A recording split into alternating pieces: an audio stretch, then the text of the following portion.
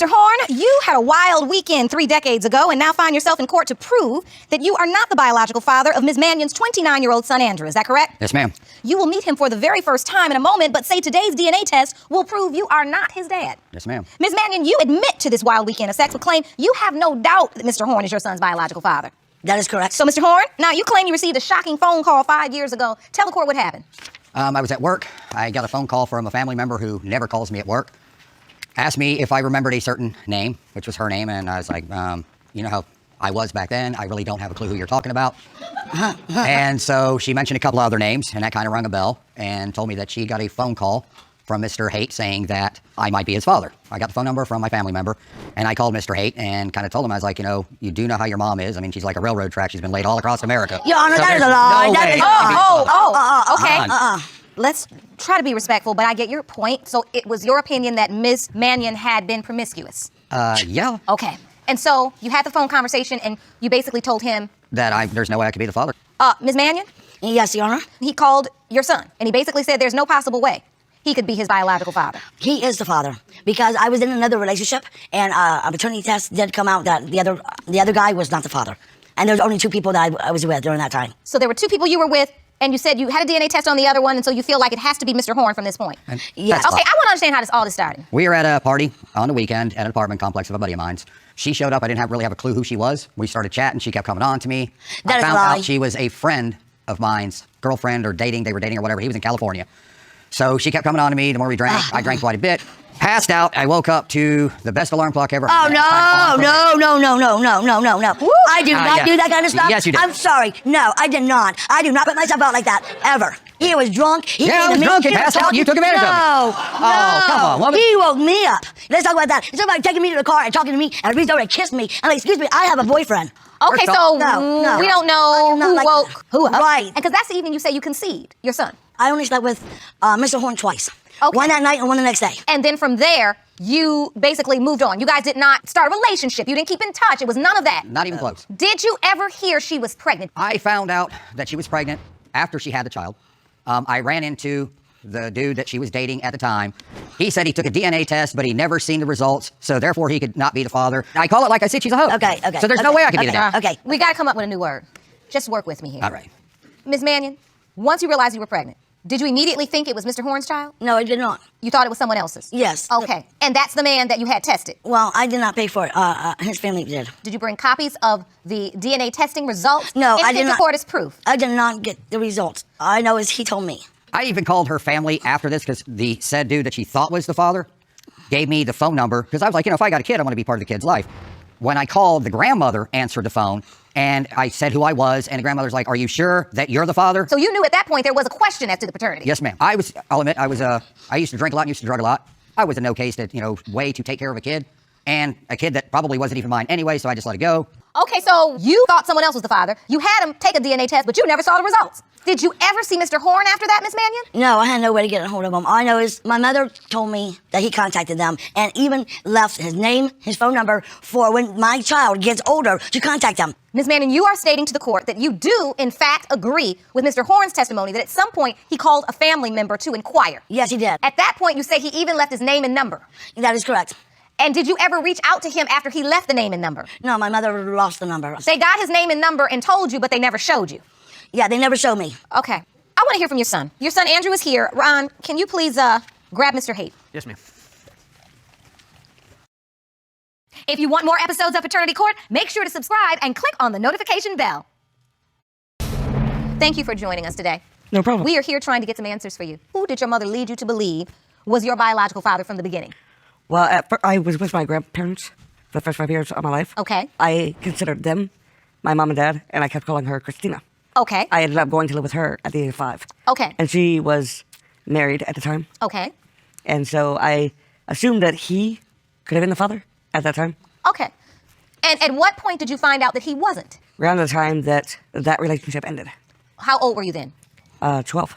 12. So for the first 5 years of your life, you considered your grandmother and grandfather to be your mother and father, so you called them mom and dad. Correct. Then when you went to live with your mother, she was married, and so then you thought your stepdad was your dad. Correct. And then when they broke up, that's when you realized he was not your father either. That is correct. What did your mother tell you at that point? I asked her who he was, and she gave me the name Kevin Horn the very first time. The first time you asked? The first time I asked.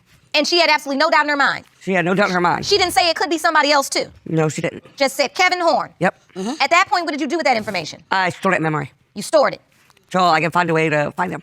until you could find a way to find him. So when you gave him that information, Ms. Mannion, did you truly believe Mr. Horn was the father? Because you've admitted in court today that there possibly could be another man, but they told you the DNA test said it proved it wasn't true, but you didn't see it. So did you ever think to maybe fill your son in and say, well, there also was another guy?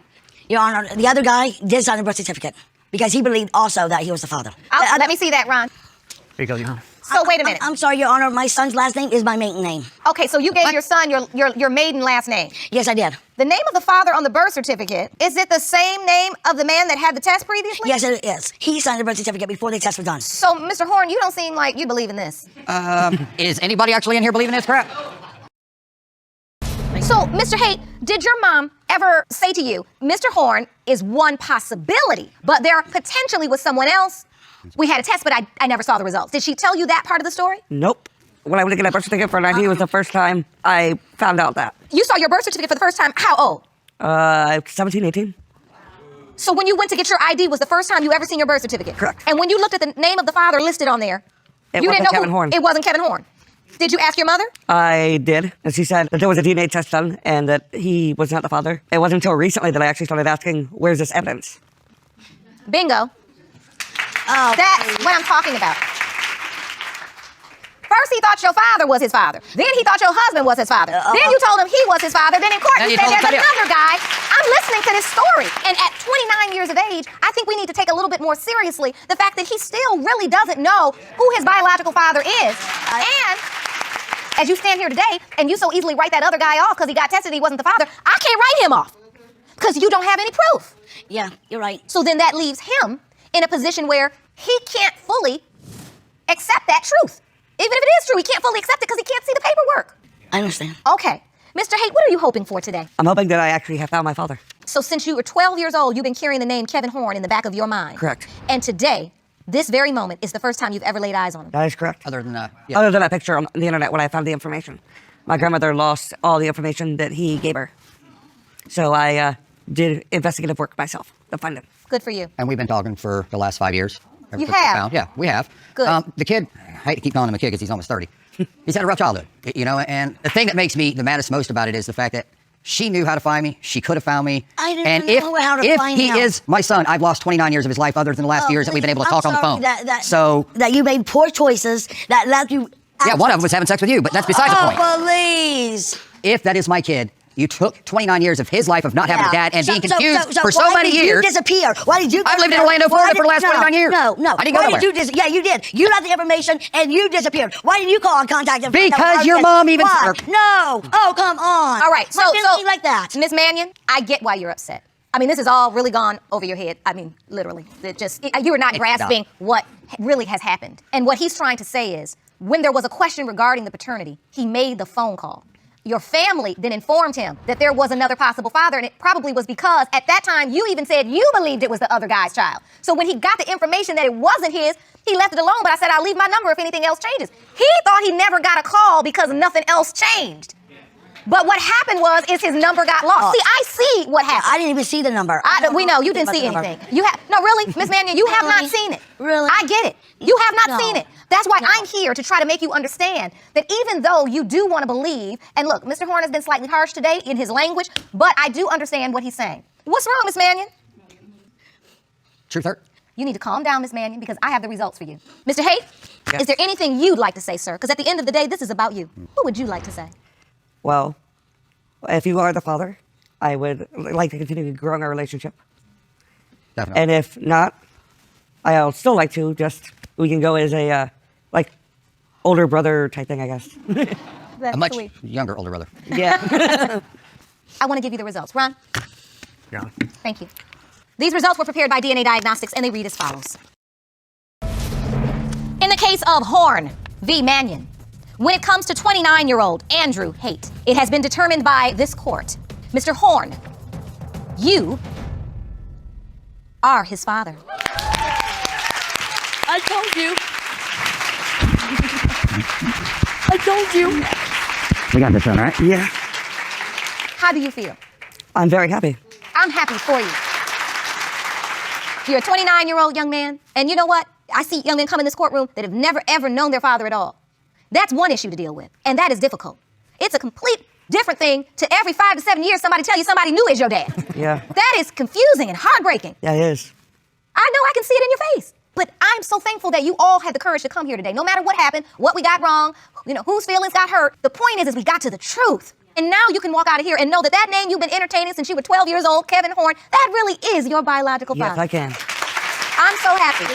I'm glad you've already been getting to know one another, but now you can get to know one another even on the next level with clarity and that Do you want to watch Paternity Court on TV? Go to paternitycourt.tv to find your local listings.